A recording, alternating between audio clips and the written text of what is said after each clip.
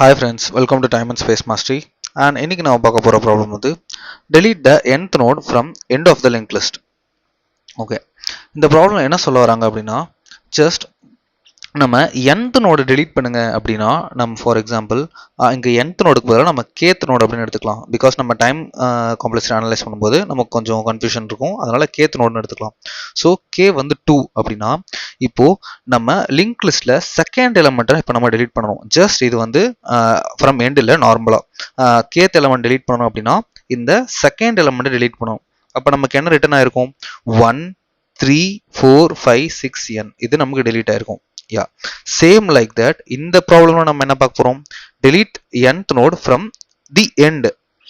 from the end அப்படின்னா நம்ம right to left பார்க்க போறோம். அப்போ அதுல ரெண்டாவது எலமெண்ட் kth, அதாவது ஃபர்ஸ்ட் எலமெண்ட், இது செகண்ட் எலமெண்ட். அப்போ இதை தான் நம்ம delete பண்ணிருக்கணும். இதை நம்ம delete பண்ணோம் அப்படின்னா நமக்கு என்ன கிடைச்சிருக்கும்னா 1 2 3 4 6 நல் இந்த மாதிரி நமக்கு கிடைச்சிருக்கும். ஸோ இதை தான் நம்ம ரிட்டர்ன் பண்ணோம். ஓகே, இதை பார்க்க போகிறதுக்கு முன்னாடி நம்ம இந்த ஃப்ரம் எண்டுக்கு முன்னாடி நம்ம ஜஸ்ட் கேத் எலமெண்ட்டை delete பண்ணுறது நம்ம லாஜிக் ஈஸியாக தெரிஞ்சிருக்கும். இப்போ ஃபார் எக்ஸாம்பிள் உங்களை ஃபோர்த் எலமெண்ட் ஃப்ரம் ஸ்டார்டிங் லெஃப்ட்லேருந்து உங்களால் ஃபோர்த் எலமெண்ட் delete பண்ணணும் அப்படின்னா நீங்கள் ஜஸ்ட் என்ன பண்ணுவீங்க, அந்த அந்த எந்த எலமெண்ட் delete பண்ணுமோ அதுக்கு முன்னாடி எலமெண்ட் வரைக்கும் நம்ம ட்ராவல்ஸ் பண்ணிப்போம்.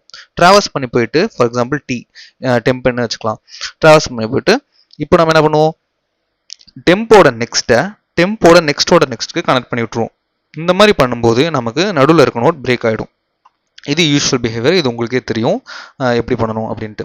இப்போ நம்ம இதுவே ஜஸ்ட் இதே ப்ராசஸ் தான் நம்ம ரிவர்ஸில் பண்ண போகிறோம். ஜஸ்ட் வேறு எதுவுமே இல்லை. இப்போ நம்ம என்ன பண்ண போகிறோம்னா ரிவர்ஸ் த லிங்க் லிஸ்ட், கொடுத்துருக்க லிங்க் லிஸ்ட்டை ரிவர்ஸ் பண்ணிவிட்டு நம்ம என்ன பண்ண போகிறோம், perform nth node kth node delete, kth node delete. இதே சேம் ஃபங்க்ஷன் தான் பண்ண போகிறோம். அகைன் நம்ம என்ன பண்ண போகிறோம், இதுலேருந்து வந்திருக்க ரிசல்டன்ட் லிங்க் லிஸ்ட்டை அகைன் ரிவர்ஸ் பண்ணுறோம். இந்த 3 ஸ்டெப்ஸ் மட்டும் பண்ணோம் அப்படின்னா நமக்கு as simple as that இந்த ப்ராப்ளம் நமக்கு சால்வ் ஆகிடும். ஓகேவா? இப்போ நம்ம இந்த k ஈக்குவல் டு 2 இங்கே வச்சுக்கலாம். k equal to 2. Okay, first நம்ம என்ன பண்ணுறோம், ஃபர்ஸ்ட் ஸ்டெப் நம்ம நோடை ரிவர்ஸ் பண்ணுறோம். நோடை ரிவர்ஸ் பண்ணோம்னா நமக்கு என்ன கிடச்சிருக்கும், 6 5 4 3 2 1 நல். ஓகேயா? யா, இப்போ நமக்கு ரிவர்ஸ் பண்ண லிங்க் லிஸ்ட்ல kth நோட நம்ம delete பண்ணலாம். k என்னது 2, அப்போ அந்த செகண்ட் நோட நம்ம delete பண்ணலாம். அப்படி delete பண்ணோம், அந்த லாஜிக்கில் delete பண்ணோம் அப்படின்னா 6 4 3 2 1 delete ஆயிடுச்சு. நெக்ஸ்ட் அகைன் நம்ம என்ன பண்ணுறோம், வந்திருக்க ரிசல்ட்டை அகைன் ரிவர்ஸ் பண்ணுறோம். அப்படி பண்ணோம்னா 1 2 3 4 6 நல்.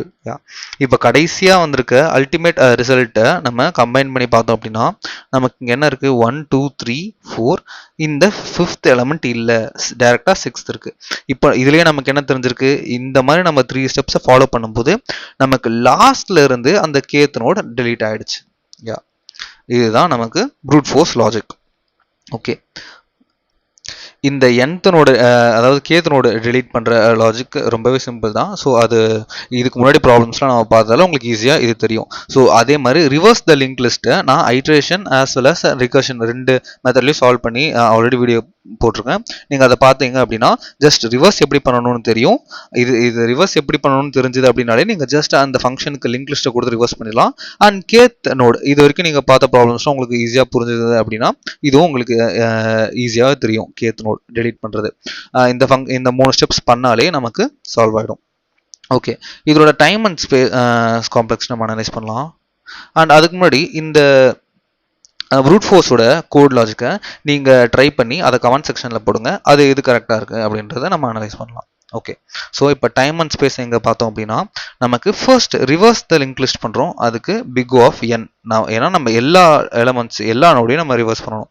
ப்ளஸ் லாஸ்ட்டாக அகைன் ஒரு ரிவர்ஸ் பண்ணுறோம், அதுக்கு ஒரு பிக் ஆஃப் n. அண்ட் இங்கே நடுவில் பண்ணுற kth நோட delete பண்ணுற லாஜிக், இதுக்கு வந்து நமக்கு பிக் ஆஃப் k எடுக்கும். எதனால் அப்படின்னா ஃபார் எக்ஸாம்பிள் இப்போ நம்ம 1 2 3 அண்ட் கோயிங் ஆன் நமக்கு ஒரு 100 இவ்வளோ எலமெண்ட்ஸ் இருக்குது அப்படின்னு வச்சுக்கலாம். இப்போது நான் இந்த ரெண்டாவது எலமெண்ட்டை delete பண்ணும். kth எலமெண்ட்டை நம்ம delete பண்ணுவோம். அதுக்கு நான் ஜஸ்ட் என்ன பண்ணுவேன், ஜஸ்ட் இந்த இதுக்கு முன்னாடி இருக்க நோடுக்கு போயிட்டு அதோட நெக்ஸ்ட் இப்படி கனெக்ட் பண்ணி விட்டுருவேன். இதுக்கு இப்போ 4th நோட்ல இருந்து 100 நோட் வரைக்கும் நான் டிராவல்ஸ் பண்ண வேண்டிய அவசியமே எனக்கு கிடையாது. ஜஸ்ட் இந்த k நோட்ஸ் வரைக்கும் நான் டிராவல்ஸ் பண்ணா மட்டுமே போதும். அதனால big O of k. So இதில் டோட்டல் நமக்கு என்ன வரும், big O of n. Yeah anyway நமக்கு big O of n தான் time complexity. And space complexity இங்கே கான்ஸ்டன்ட் ஸ்பேஸ். ஏன்னா ரிவர்ஸ் த லிங்க் லிஸ்ட் நீங்கள் ரிகர்ஷன் மெத்தடில் சால்வ் பண்ணீங்க அப்படின்னா அதுக்கு ஸ்டாக் ஸ்பேஸ் எடுக்கும், அதாவது ஆக்சிலரி ஸ்பேஸ். ஆனால் நீங்கள் அதை பண்ணாமல் just reverse the link list வந்து நம்ம ஐட்ரேஷன் மெத்தட்லேயே நீங்கள் பண்ணாலும் நமக்கு இங்கே எந்த ஸ்பேஸும் எக்ஸ்ட்ரா மேப் அரே அந்த மாதிரி எந்த ஸ்பேஸுமே நமக்கு தேவைப்படாது. ஜஸ்ட் இந்த பாயிண்டர்ஸ் மட்டும் தான் நமக்கு 1 or 2 பாயிண்டர்ஸ் தான் தேவைப்படும். அதனால நமக்கு ஸ்பேஸ் காம்ப்ளெக்சிட்டி வந்து கான்ஸ்டன்ட் ஸ்பேஸ். யா இதுதான் நம்மளோட time complexity and space complexity for fruit force. Okay, and இப்போ நம்ம எஃபிஷியன்ட் அப்ரோச் எப்படின்னு பார்க்கலாம். அதாவது இந்த ரிவர்ஸ்லாம் இல்லாமல் இந்த பிக் ஆஃப் ரெண்டு pick of N and pick of K இதை எப்படி நம்ம ஆப்டிமைஸ் பண்ணலாம், அதாவது சில பிக் ஆஃப் என் நம்ம எப்படி இக்னோர் பண்ணலாம் அப்படின்றத நம்ம எஃபிஷியன்ட் மெத்தடில் பார்க்க போகிறோம். யா ஓகே, அதை பார்க்க போகிறதுக்கு முன்னாடி இந்த வீடியோ பிடிச்சிருந்து அப்படின்னா நீங்கள் இந்த வீடியோக்கு லைக் பண்ணுங்கள்.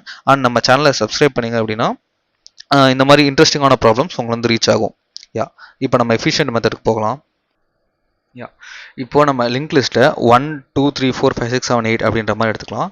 நான் எதை டெலீட் பண்ணணும், கே வந்து எனக்கு 2 அப்படின்ற மாதிரி வச்சுக்கிறேன். ஓகே, அப்போ எனக்கு எந்த எலமெண்ட் டெலீட் ஆயிருக்கணும், ஃப்ரம் த எண்ட் அப்படின்னு வச்சோம்னா எனக்கு 7 அப்படின்றது டெலீட் ஆயிருக்கணும். ஓகேவா, இதுதான் லாஜிக். இதை டெலீட் ஆகிட்டு மீதியெல்லாம் நமக்கு அதே ஃபார்ம்லாம் வந்திருக்கணும். ஓகே, இதை நம்ம எஃபிஷியண்ட்டாக எப்படி பண்ண போகிறோம் அப்படின்னு பார்த்தோம் அப்படின்னா நமக்கு இப்போ அதாவது 2 அதாவது லாஸ்ட்ல இருக்க ரெண்டாவது எலமெண்ட். ஓகேவா, இப்போ நமக்கு லாஸ்ட் எலமெண்ட் எதுன்னு தெரிஞ்சிருச்சு அப்படின்னா அதுக்கு நடுவில் இருக்க கேப்ல அந்த 2 கேப்ஸ்ல தான் அதுக்கு நமக்கு எதை டெலீட் பண்ண வேணுமோ அந்த நோடு அந்த டெலீட் பண்ண வேண்டிய நோடு இருக்கும். ஓகேவா, இது வந்து நமக்கு இதுதான் லாஜிக்காக இருக்கும். அதாவது இன்னும் தெளிவாக சொல்லணும் அப்படின்னா இப்போ உங்களுக்கு லாஸ்ட் செகண்ட் எலமெண்ட் இதை டெலீட் பண்ணணும் அப்படின்னா நீங்கள் அதுக்கு முன்னாடி இருக்க எலமெண்ட் வரைக்கும் போகிற மாதிரி இருக்கும். அப்போது லாஸ்ட்ல இருந்து 2 எலமெண்ட்டுக்கு முன்னாடி. ஓகேவா, ஃபார் எக்ஸாம்பிள் இதுவே கே வந்து நமக்கு 3 இருக்குன்னு வைங்களேன். இப்போது லாஸ்ட்ல இருந்து 3வது எலமெண்ட். ஓகேவா, இதுதான் அந்த எலமெண்ட். இப்போ அதை டெலீட் பண்ண வேணும்னா நமக்கு என்ன எங்கே இருக்கணும், அதுக்கு முன்னாடி இருந்திருக்கணும். அப்படின்னா என்ன, லாஸ்ட்ல இருந்து 3 எலமெண்ட்டுக்கு முன்னாடி இங்கே இருந்திருக்கணும்.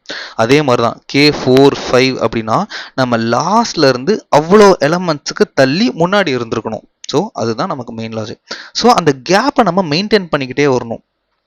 ஒரு எலமெண்ட் இங்கே ஒரு எலமெண்ட் இங்கே இன்னொரு எலமெண்ட் இங்கே, இந்த கேப்பை நம்ம மெயின்டைன் பண்ணிக்கிட்டு வந்துக்கிட்டே இருந்தோம். ஸ்டார்டிங்லேருந்து மெயின்டைன் பண்ணிகிட்டே வந்தோம் அப்படின்னா நமக்கு லாஸ்ட் எலமெண்ட் இங்கே ரீச் ஆகும்போது அந்த கேப்பில் ஸ்டார்டிங் எலமெண்ட் தான் இந்த கேத் நோடாக நமக்கு இருக்கும்.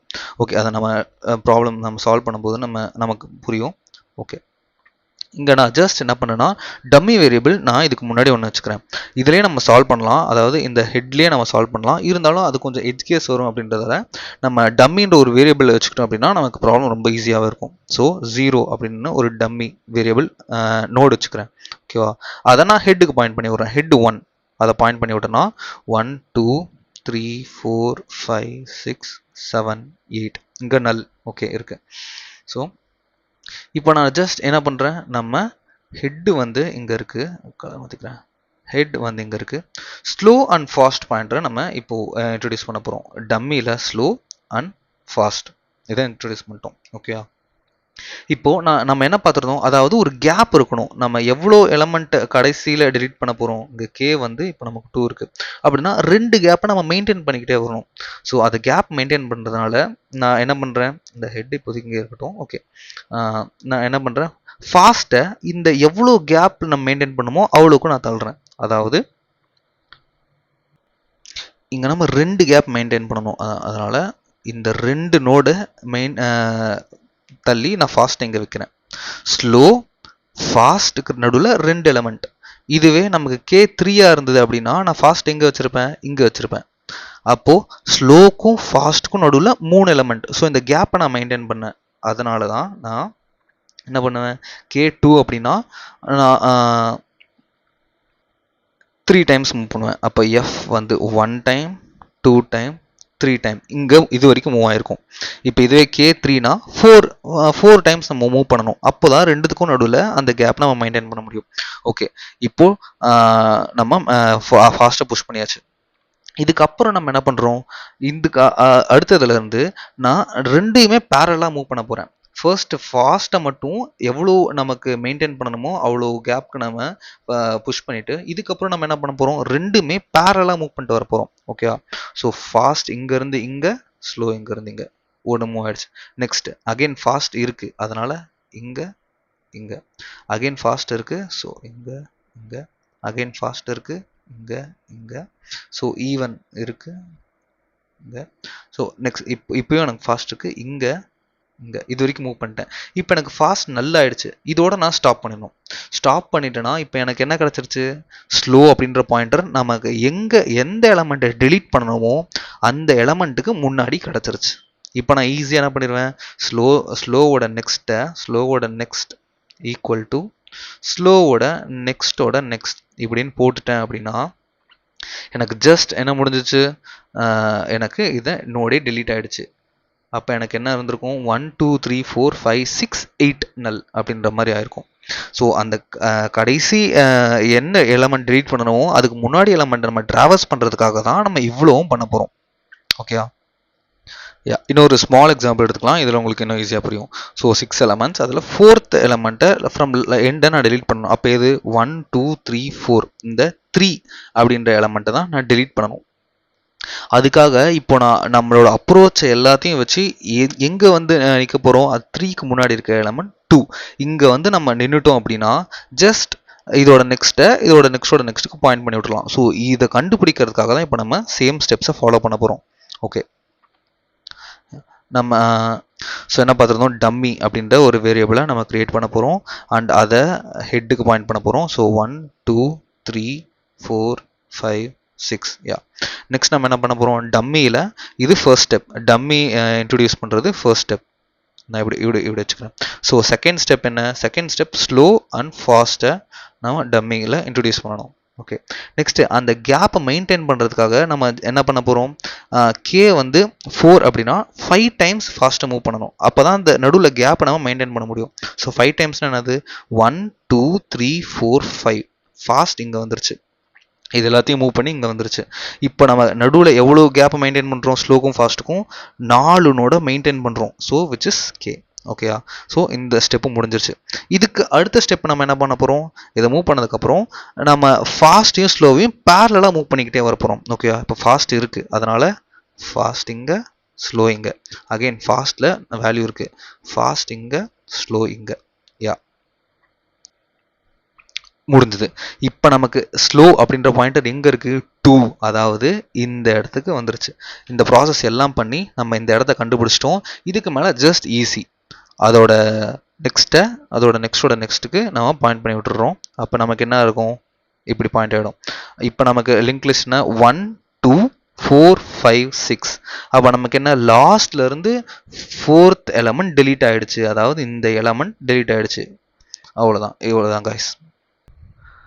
ஓகே, இதை நம்ம கோட் லெவலில் பார்த்தோம் அப்படின்னா நம்ம ஜஸ்ட் ஹெட் அப்படின்றது கொடுத்துட்டாங்க. இங்கே கேத் நம்ம பார்த்துருந்தோம், ஆனால் இங்கே nthனோட ஃப்ரம் எண்டை நம்ம டெலீட் பண்ண போகிறோம். ஓகே, இது வந்து நம்ம யூஸ்வலாக கேஸ் நமக்கு கொடுத்துருக்க ஹெட்டே இல்லைனாலோ இல்லை நமக்கு ஒரே எலமெண்ட் தான் கொடுத்துருக்காங்க அப்படின்னாலோ நம்ம ஜஸ்ட் நல்ல ரிட்டர்ன் பண்ணி விட்டால் போதும். அதில் நம்ம ஒரே ஒரு நோடு இருக்கும்போது எந்த ஆப்ரேஷனும் பண்ண தேவையில்ல. நெக்ஸ்ட் நம்ம என்ன பார்த்துருந்தோம், இதுதான் நமக்கு ஃபர்ஸ்ட் ஸ்டெப்பாக நம்ம என்ன பார்த்துருந்தோம் அப்படின்னா டம்மி ஒன்று கிரியேட் பண்ணிக்கிறோம். நெக்ஸ்ட் என்ன பண்ணியிருந்தோம், அந்த டம்மியோட நெக்ஸ்ட்டை நம்ம ஹெட்டுக்கு செட் பண்ணியிருந்தோம், அதுதான் நமக்கு செகண்ட் ஸ்டெப். நெக்ஸ்ட் நம்ம என்ன பார்த்துருந்தோம், நெக்ஸ்ட் அந்த டம்மியில் ஃபாஸ்ட் ஸ்லோ அப்படின்ற 2 பாயிண்டரை நம்ம இன்ட்ரடியூஸ் பண்ணியிருந்தோம் அந்த டம்மி நோடில். நெக்ஸ்ட் 4th ஸ்டெப் நம்ம என்ன பார்த்துருந்தோம் அப்படின்னா, நம்ம 4th ஸ்டெப்பில் அந்த பிட்வீன் கேப்பை நம்ம கொண்டு வரணும் அப்படின்றதால நான் ஃபாஸ்ட்டை வந்து அந்த ஸ்லோக்கும் ஃபாஸ்ட்டுக்கும் நடுவில் நம்ம கேப் மெயின்டைன் பண்ணுறதால அவ்வளோ டைம்ஸ், அதாவது இங்கே n2னா இந்த ஃபார் லூப் 3 டைம்ஸ் ரன் ஆகும். அதே மாதிரி n3னா இந்த ஃபார் லூப் 4 டைம்ஸ் ரன் ஆகும். ஸோ அதனால் இந்த கேப் கொண்டு வரதுக்காக ஃபாஸ்ட்டு மூவ் பண்ணிடுவோம். ஃபாஸ்ட்டு மூவ் பண்ணிவிட்டு நெக்ஸ்ட் ஸ்டெப் நம்ம என்ன பார்த்துருந்தோம், நெக்ஸ்ட்டு ஃபிஃப்த்து ஸ்டெப்பாக நம்ம ஜஸ்ட் ஸ்லோ ஃபாஸ்ட் இருக்க வரைக்கும் ஸ்லோவையும் ஃபாஸ்ட்டையும் ஒரு பாயிண்டர் ஜஸ்ட் ஒன்று ஒன்றா நம்ம மூவ் பண்ணிக்கிட்டே போவோம். அட் லாஸ்ட் இது முடிஞ்சதுக்கப்புறம் நம்ம என்ன கண்டுபிடிச்சிருப்போம், இது ஜஸ்ட் பிரிண்ட்டுக்காக போட்டிருந்தது.